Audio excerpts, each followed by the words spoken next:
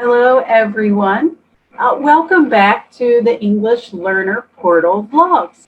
Now that we've made it through the holidays, we've made it into the new year, it's time to get back to sharing ideas and strategies through our video blogs, our vlogs. We're continuing today with a series we started before the holidays of a collaborative literacy type lesson plan sequence. So if you've seen the previous lessons leading up to this, you'll know how much we love a lesson plan sequence.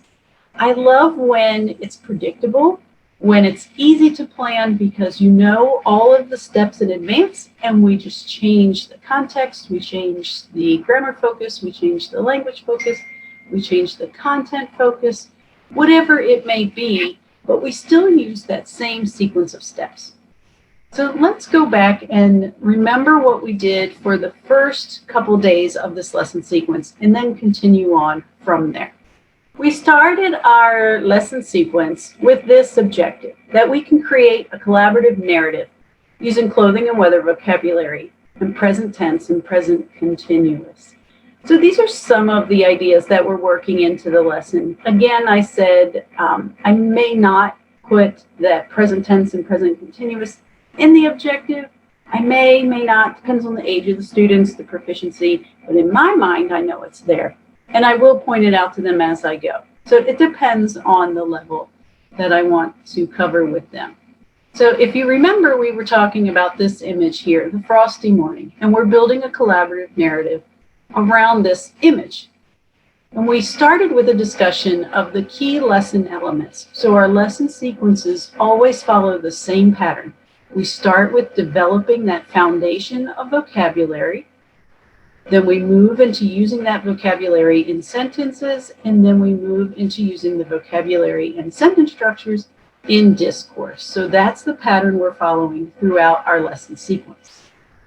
In the beginning of our lesson sequence, we spent a day working on word knowledge. This was developing our word bank, talking about the vocabulary from the seasons and the weather, everything that the students would need to know to talk about the image. If you missed that segment where we go into more detail about building the word bank, I will link to it on this page as well. Then we went into taking that vocabulary and building in some sentence structures to help students start to build a narrative. So they need some sequencing, they need some sentence starters that talk about the weather, that describe a couple different ideas you could work into your sentence structure. And then using the oral language development, using the vocabulary and sentence structures to have conversation and practice. The more you practice the language through oral language development, the easier it's going to be to transfer that into the writing later. So again, there was a whole video just on the day 2, and we'll link to that also, so you can go back if you missed it. So again, we went through vocabulary, sentence structure. Now we're moving into discourse. This is where we left off. So discourse and creating model text. This part of the lesson sequence could take 1, 2, 3 days. It depends on how much detail you want to get into and how much time you have to spend on this topic. Again, I highly recommend that you spend as much time in the oral discourse as possible before moving on to putting things in writing, especially if you're doing independent writing. Because we're focused on collaborative, we could move a little faster. But again, if I had a choice, I would spend a whole class period at least just on using the discourse and creating the model text. Then we move into having the students do the writing, whether collaboratively or independently, depending on what you're going for and what your goals are. Maybe collaborative first to practice, and then a final assessment as an independent writing. Lots of options, but still following the sequence of removing supports little by little as we move into the written product. So when we're thinking about discourse, we have our word bank, we have our sentence frames, we know our image, we have lots of ideas of what might go in our narrative about this image. The next step as we move into our discourse strategies is for the students to use the word bank and the sentence frames or the structures that you discussed previously, and start using them in conversation and considering the ideas that may go into the collaborative narrative. Right now, we're not writing anything down. We are just talking about the image. We're talking about our ideas. We're getting excited about the story, what might be in the narrative, and consistently reminding the students to use the vocabulary that we're focusing on and to remind them to use those structures. Now, there's a lot of different ways you can structure that discourse. And some of the things that I like to use are what we call the upgraded think, pair, share. So pretty much everybody knows think, pair, share. You turn to your partner, think about what you would put in a narrative about this. Where do you want to start? What's the beginning sound like? Who are these? Who are the characters? What's the setting? How are you going to start the narrative? Think, and then share with your partner, or your partner share with you. That's a great strategy in itself. And then we suggest then upgrading that to use your frames and then time it a little bit, structure it some. Partner one is going to share first. Partner one, I want to hear you using the vocabulary from our word bank. And I want to hear you using some of the sentences and structures that we talked about yesterday when we were putting together some ideas. So, and then do some modeling. So for example, if I was going to say how the story started, we know that some of our structures for starting a story are, once upon a time, one day, long ago.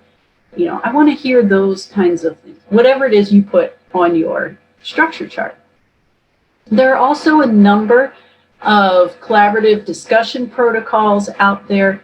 And if you've seen our vlogs, English Learner Portal, we love our protocols because it gives, again, structure to the discourse so that it raises the bar, makes the conversation more academic, and really gives more firm expectations instead of just casually turn and talk to your partner. So we use a lot of school reform initiative protocols. So if you go to their website, there's a section just for protocols. There are a bunch of them. So take a few minutes and go through when you have a chance and look at some of those. There's some for analyzing text, some for giving feedback to each other. There are protocols for brainstorming a topic. There's a protocol for just about everything. For this type, I like the wagon wheels brainstorm and nested conversations. So I'll put those as a download so you can check them out as well. But go to the website because there are a ton there. And then if they're not quite right, we just do a little bit of adjustment to make it fit. Especially if you're doing online learning, you might have to tweak them a little, but you get the idea when you read through the protocol. Putting structure in this conversation. So we're not just talking over each other and brainstorming a lot of random things about this image. I also like the idea of the cumulative tale or chain tale, where we could do this just orally, or we could write some notes where one student starts the story and I say, okay, partner one, you have 1 minute to tell this story. Start at the beginning. How do you want to start this narrative? And you tell the story for 1 minute. When 1 minute is up, partner two, you are going to continue the story. You have to use what partner one said and then continue for 1 minute. And they start moving the story along. Then we go back, okay, partner one, or if you have small groups, then partner three would go, and they add to the story that way. So everyone gets a voice and a say. Doesn't matter if it turns out silly, if it doesn't flow. Remember, the point of this is just generating a lot of ideas so that writing is easier. And again, I could spend 1 or 2 instructional blocks with my students doing this. Depends on how much time you have. The next step then is to take all of those ideas and create a teacher-led narrative model text. You want to create a model, and you can take bits and pieces of all the different things you heard, and you can start building. You might have been taking notes while the groups were talking and say, oh, I really like the beginning that so-and-so had, so let's start with that. And who can add to this? And you build a model text for them to refer back to. Remember, you're thinking about what are the grammar points you want to make sure are in there. If you're talking about past tense, make sure you're pointing out when you use past tense. If you're talking about singular or plural, when you're doing that interactive writing, like, am I putting kids, children? You might use those as some of the think alouds as you go. And be consistent. Make sure you're using the vocabulary and the sentence frames and structures that you covered the other day to keep modeling how we go back and refer. Like, what can I use from the chart next? Like, make sure you do those in think alouds so students understand. Once you have a teacher model, the question we get all the time is, well, then the students are just going to copy the model. So that takes building relationships and building expectations over time. If students feel like they need to copy your model, then they still need more support. So if that starts happening, you might pull those students together and do another teacher-led interactive writing with them. They might not be quite ready yet. Otherwise, what I find works a lot is I go back to the model and I say, you can steal from my model. You can borrow some sentence frames and ideas and structures and vocabulary from the model. And then I'll go through with maybe a blue marker and underline. These are the pieces you can take. Like, here's a great, long ago, there were 3 children. You could take that. You can use that part. Later that day, you can take that part. So go back, and those parts that are frames or transitions that will help them move along, it's fine if they borrow those. But you have to fill in the rest of it yourself.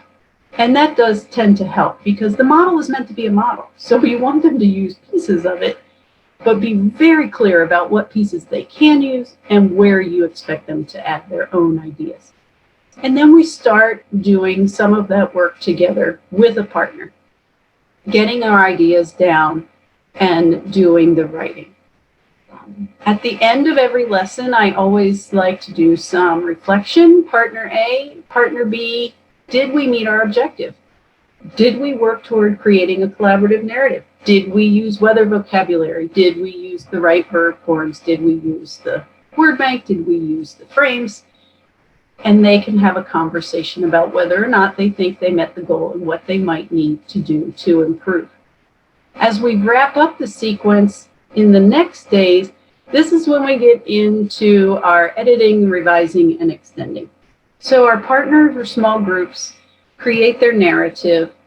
There are a lot of ways you can go about the editing and revising and extending the lesson, which we'll get into in later vlogs this spring, because that's a whole fun topic to get into in itself. But plenty of ideas to get you started with that. So there is our sequence. 5 days usually is enough. You could extend it further if you did a lot of swapping to edit and revise. You did some adding in details, adding in quotes, whatever it is you want to do, you can make it continue longer. But remember, it's that sequence of starting with solid vocabulary base, adding the structures, adding lots of discourse using the vocabulary and structures, which lead you to your written product. All of those supports in day 1, 2, 3 into 4 will make the writing so much easier and so much more productive for the students, and the products will be much closer to what you were hoping for. So there is our collaborative literacy lesson sequence. A lot of twists on it. We'll continue to share some examples of those as we go.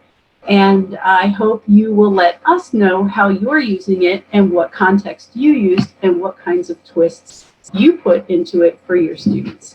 So we will see you again in 2 weeks for the next vlog.